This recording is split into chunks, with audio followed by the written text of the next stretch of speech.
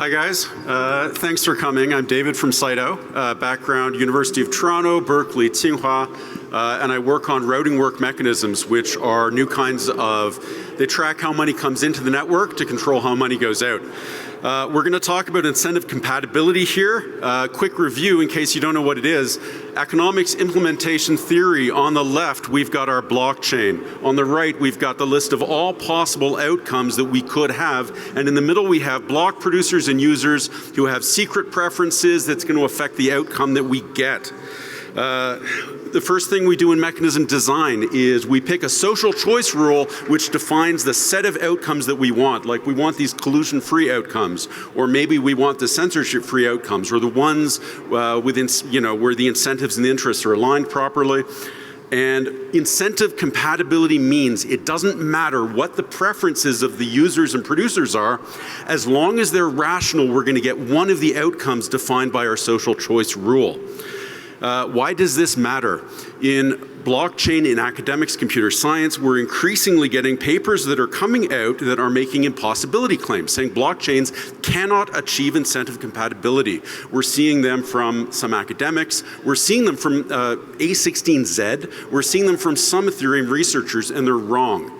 That's why I've come, that's what I'm trying to show you guys. Before I explain why, you need to know that incentive compatible mechanisms, if you can build them, they have this wonderful property called truthful preference revelation, where people will tell you the private preferences that are influencing their decision to move into or out of the social choice rule. It's kind of like Santa Claus. Kids will tell Santa Claus what they want for Christmas. Now, here's how the impossibility results work. What the papers do is they say, look, blockchain is an auction, and we're going to give a producer a monopoly over proposing a block, and we're going to let them choose what transactions go in. So users are going to pay a fee, and the amount they want to pay is a private preference, a private valuation. And they look at blockchain and they say, well, it's a new kind of auction, and the problem is users always want to bid shade or lie or pay lower than they should.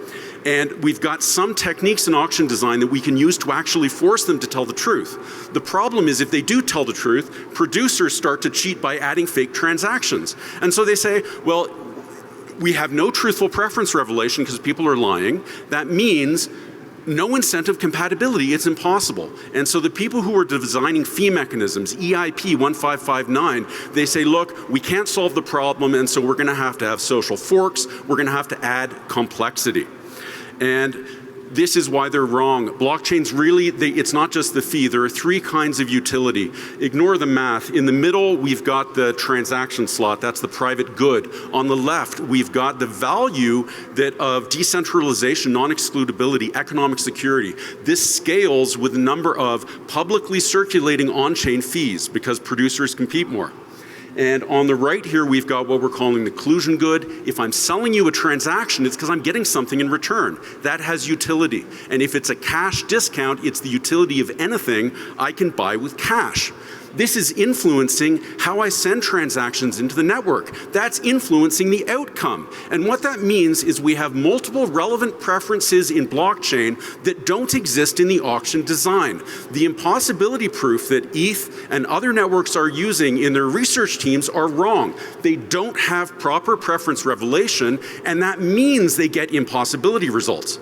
Because if you don't have truthful preference revelation, you can't have incentive compatibility. Now, what I want to show you, the really interesting thing is if you take that earlier equation and you reorganize it, this is what the optimal outcome looks like. This is the collusion-free Pareto-optimal equilibrium. It's the costs are aligned, the ratio of costs is aligned to the ratio of benefits. No one's going to change their strategy. Now, if you've taken economics, this is wonderful because we've seen this equation before. We saw it in 1954 when Paul Samuelson said, anything that has this equation is going to have free riding problems that will prevent us from getting optimality. A lot of people here, they're focusing on public goods funding. The blockchain is a public good.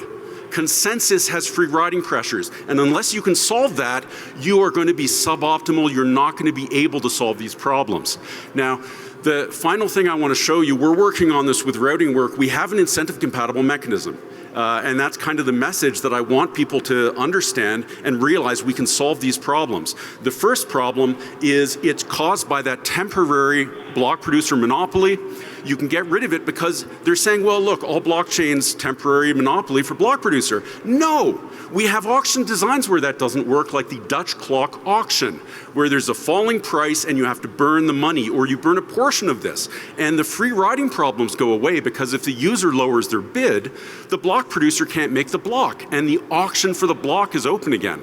And if the producer gives the user a discount, well, they have to add their own money to the block, and we have ways of burning that money and imposing losses. The second, the papers, the impossibility proofs, they're all assuming something called direct mechanisms in game theory and mechanism design. And direct mechanisms are not the class of solutions that can solve free riding. There is a class, they're called indirect mechanism. It's beautiful. The best example is something called the Clark's Grove mechanism, where they actually auction bundles of goods. Routing work is another kind of indirect mechanism. We have ways of getting incentive compatibility.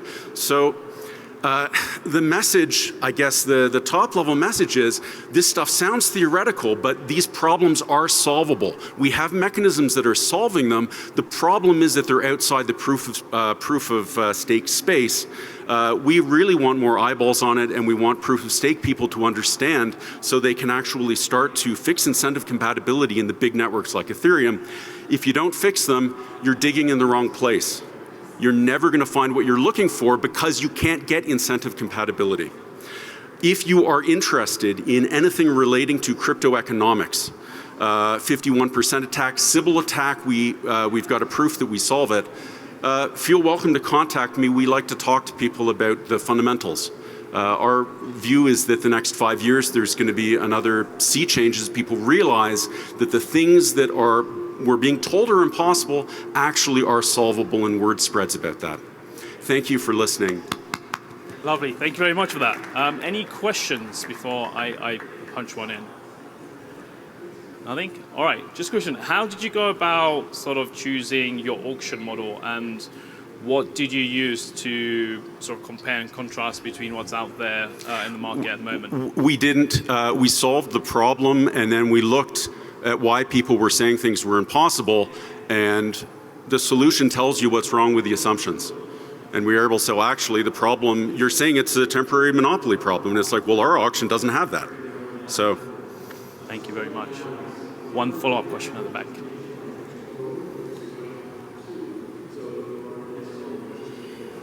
So a lot of auctions are where these solutions exist as single interaction auctions. But in blockchains, we have the same agents interacting repeatedly, and the evidence on repeated auctions in theory is very thin. But do you have any thoughts on that? I mean, I would really like Ethereum researchers, A16Z, and computer scientists to stop offering impossibility proofs simply because it's shutting down discussions. So I would love to learn more about that, and I'd love to read more papers on this myself from others.